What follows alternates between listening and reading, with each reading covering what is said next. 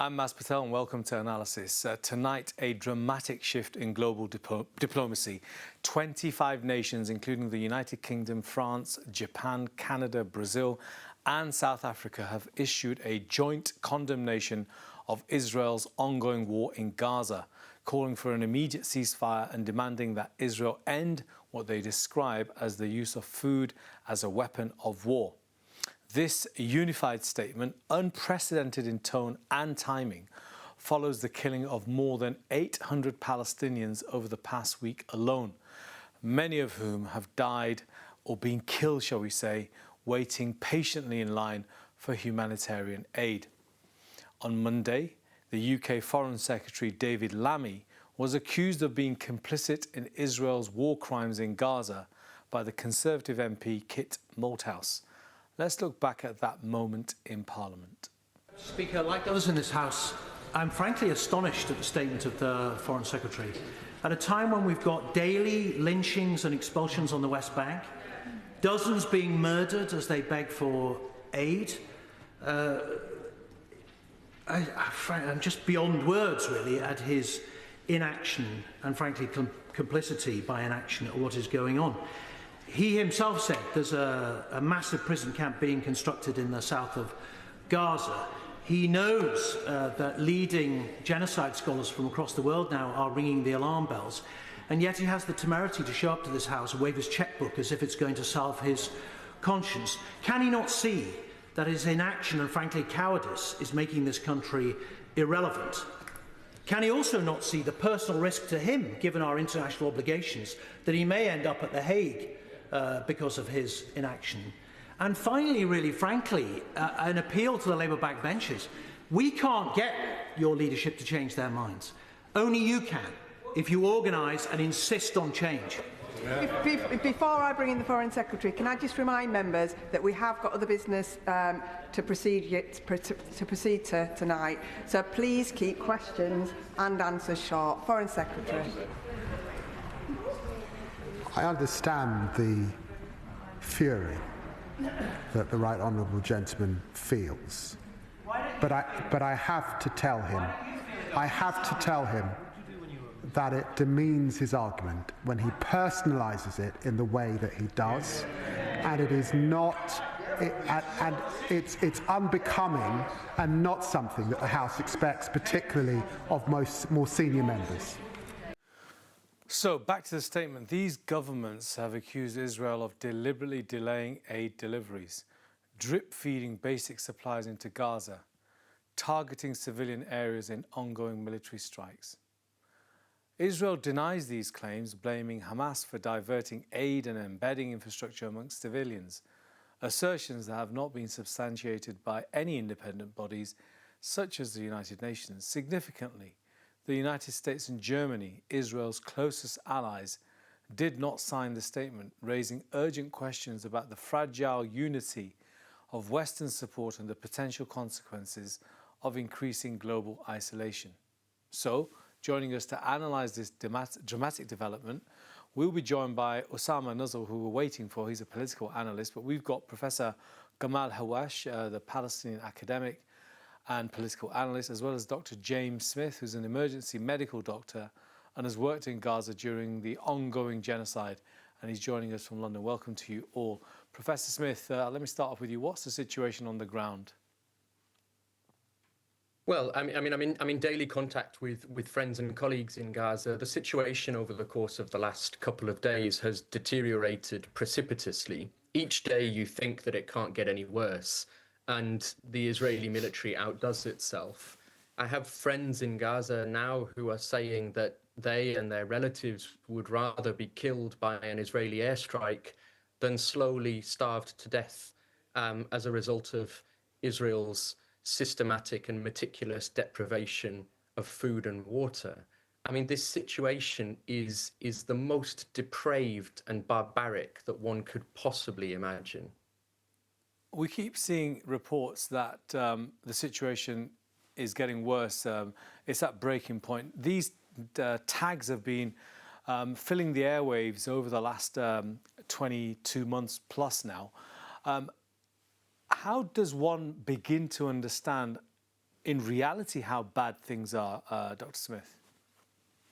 Well, I mean, you're right that this language has been used, and at times I've seen folks struggle to find words to describe what they're seeing, because indeed depraved and barbaric could have been used to deprive the situation as early as the middle of October 2023, and of course before the 7th of October 2023. Language, in a sense, has lost its power and its meaning. And that is in large part a consequence of pervasive anti-Palestinian racism, frankly, insofar as the language that one needs to use to invoke and evoke some form of response continues to sort of to escalate and escalate until you're describing famine and genocide, and still the world isn't pressed to act. There appears to be no moral or political impetus to act, even when we say that, what is happening is famine, what is happening is genocide, what is happening is the systematic extermination of an entire people. Still, those with the power to act fail to do so. The reality on the ground has been live streamed by Palestinian journalists, Palestinian healthcare workers, and the entirety of the Palestinian population. This is, as Amnesty International have said, a live streamed genocide, the first in history. And yet still, despite all of that visceral evidence, we see a pervasive culture of impunity, indifference, and neglect.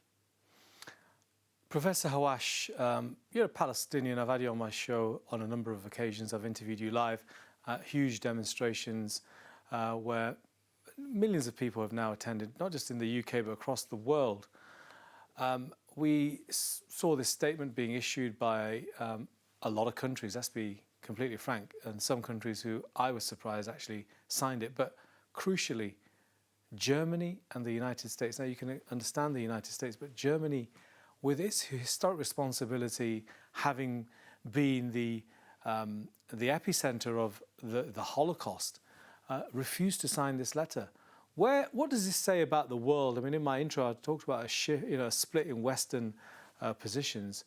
What does that mean to you? I mean, where do you see this split?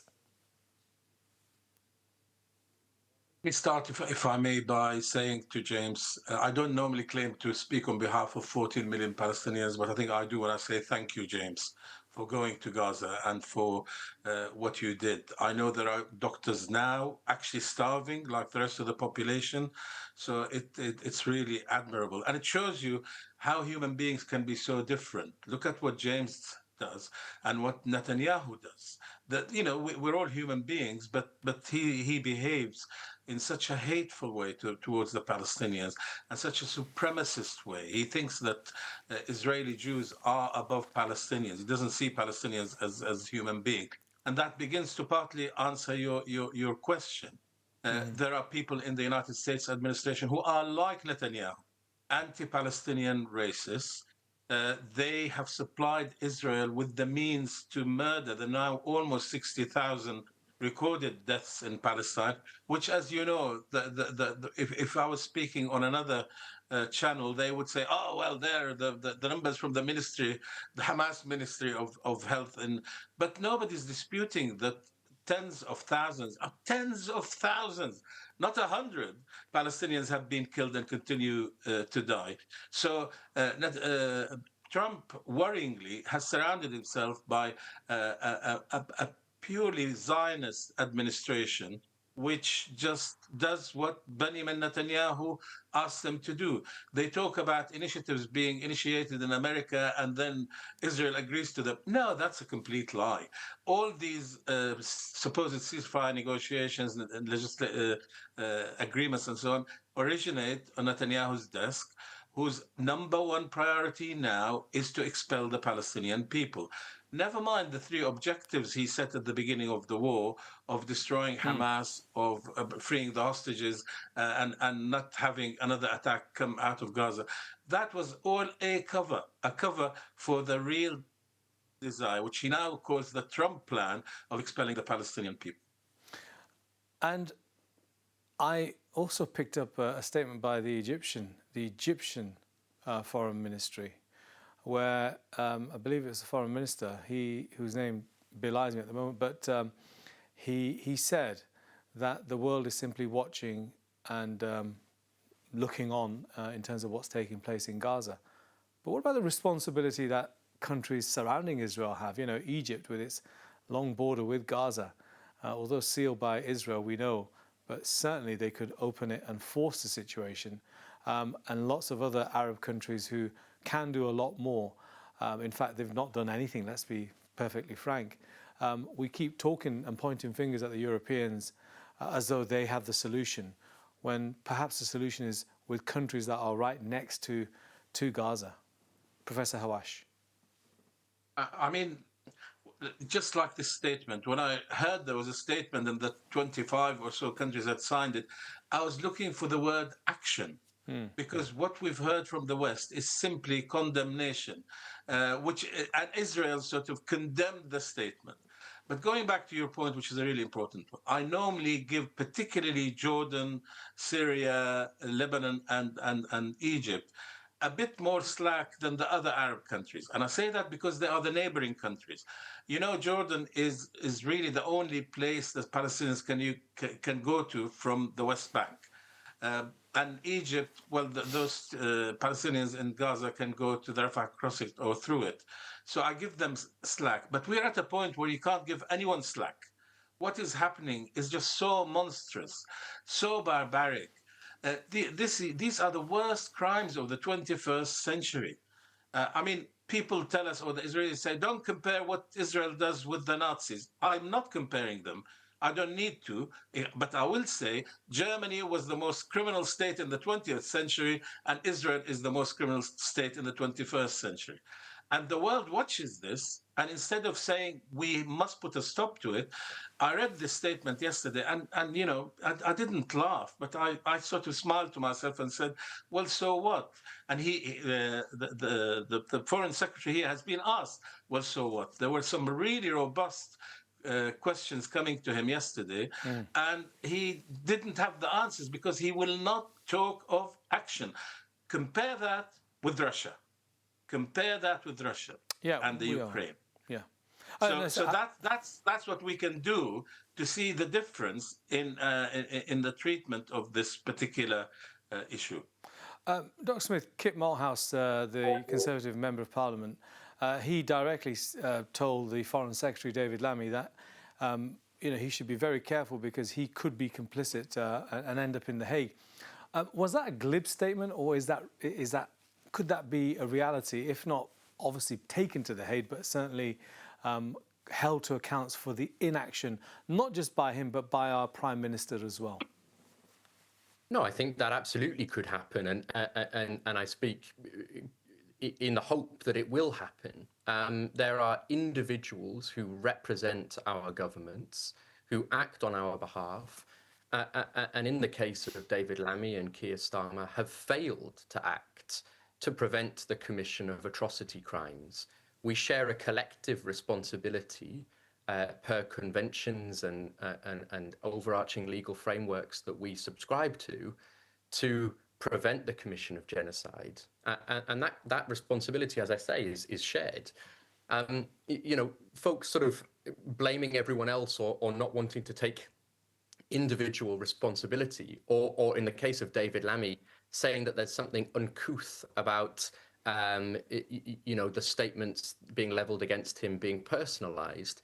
These sort of appeals to decorum or sort of liberal sensibilities at a time when Israel is perpetrating atrocity crimes against the Palestinian people, literally as we speak, is just the most perverse illustration of the world that we now live in. That David Lammy insists that we have to be polite to one another when we express our disdain or condemnation is striking.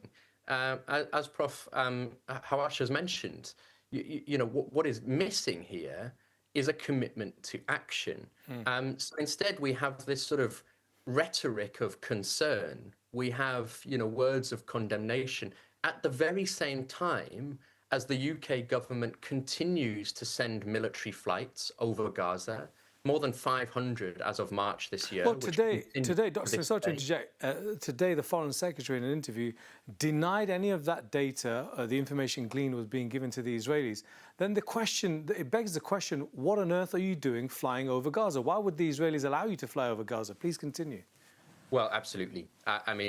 Yeah, what indeed are those flights doing? In the last couple of days, senior Israeli military officials have been welcomed into the UK. The red carpet has been rolled out for them. Yeah. The UK refuses to suspend the sale of F-35 parts that enter into the global military economy. 15% of the parts that make up an F-35 warplane are manufactured in the UK. And it's those very same warplanes that are piloted by Israeli pilots who drop the bombs on Palestinians in Gaza. The UK government is so inextricably connected to the military-industrial complex and the sort of political economy of genocide that absolutely there will be individuals in the UK government who bear a responsibility for the crimes that have been committed against the Palestinian people.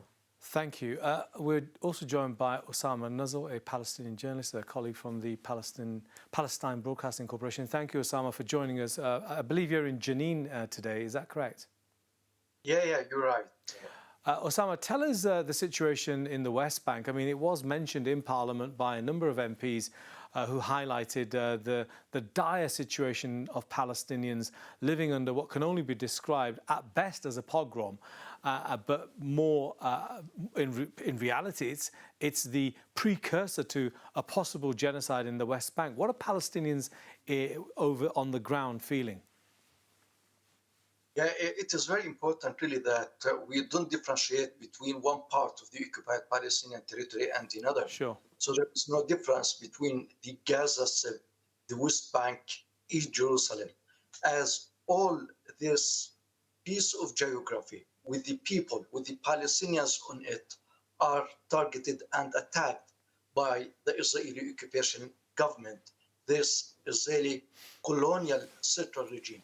So what's going on in the West Bank is like genocide step by step, while what's happening in Gaza, it's like wholesale, as the Israeli occupiers, as they are not held accountable by any international government. They are killing hundreds of Palestinians every day in Gaza, while in the West Bank, they are confiscating thousands and thousands of the Palestinians, thousands and thousands of dunams of the Palestinians' land.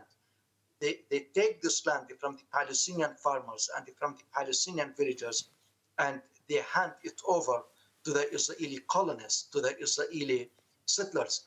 And the most dangerous form of colonial settlements in the West Bank today is the pastoral settlements, that one settler with 2 goats or 1 donkey is enough to take like thousands of meters of Palestinian land and say no Palestinian is allowed to get there because this is for me. And the Israeli occupation government supports him. And if any Palestinian farmer approaches that land, he would pay a very, very costly and expensive price. So yeah, the situation in the West Bank really is not much different from what we have in Gaza.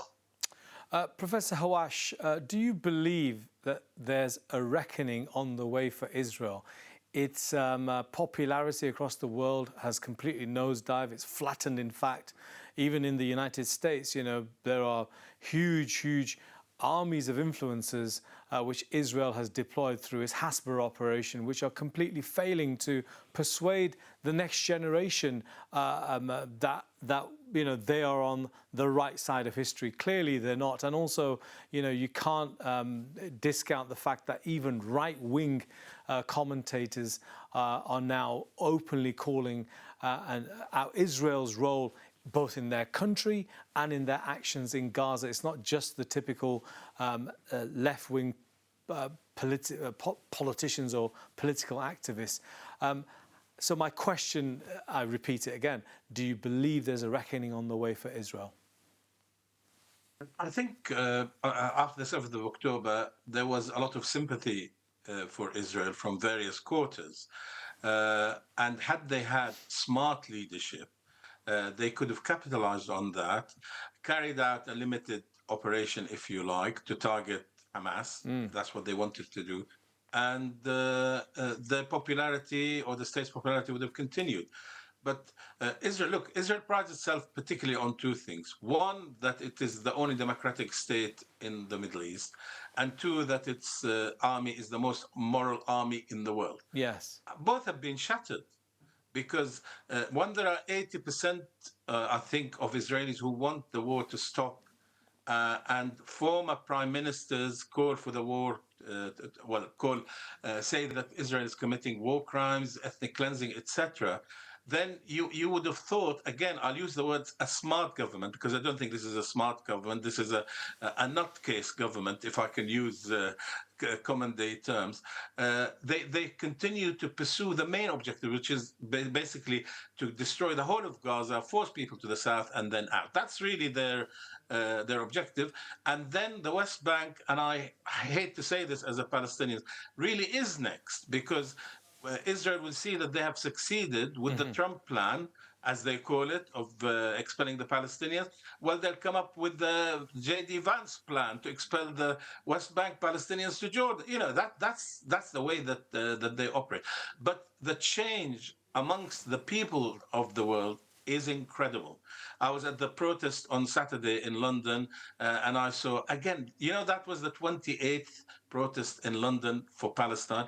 Which other cause has had that many people marching for it?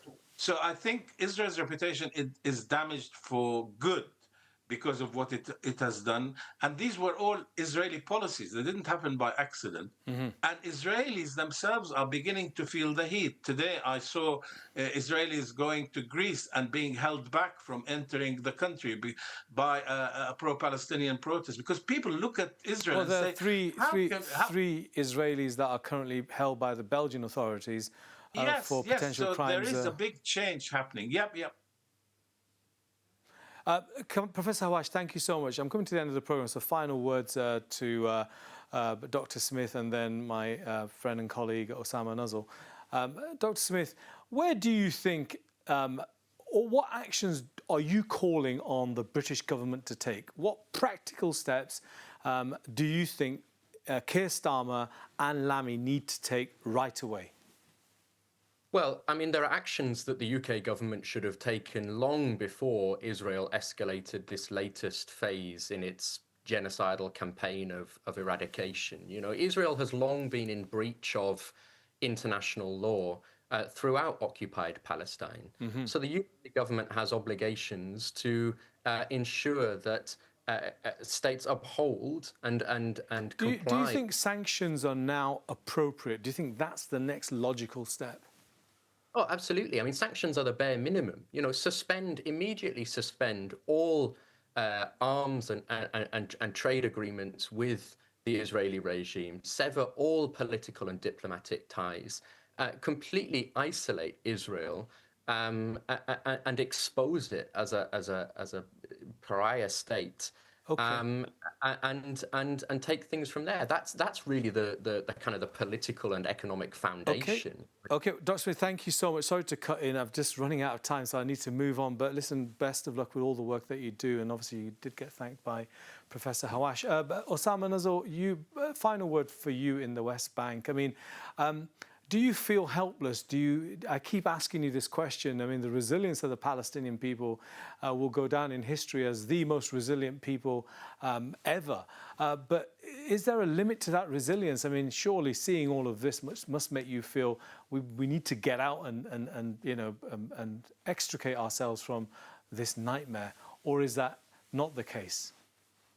If we feel helpless or hopeless, then that is the end of our existence, and that is the end of our national cause. That this is imposed on the Palestinians, and I don't like to portray ourselves as heroes. No, we are just human beings like any other human beings on this planet. But resilience and hope must be part of our personalities, must be part of our life as a mechanism of defense in order to stay on our land and fight against this criminal, the Israeli occupation. Okay, listen, that's all we've got time for, I'm afraid. Thanks to all my guests, Professor Hawash, as always, thank you so much, Dr. Smith and Osama Nazal, directly from the West Bank. As the crisis in Gaza deepens and global outrage intensifies, the question on many minds is whether Israel will face that reckoning I just asked Dr. Hawash about, or will politics again trump justice? Reckonings are only real if we stay awake. Join us again next time on Analysis as we continue the fight for the truth.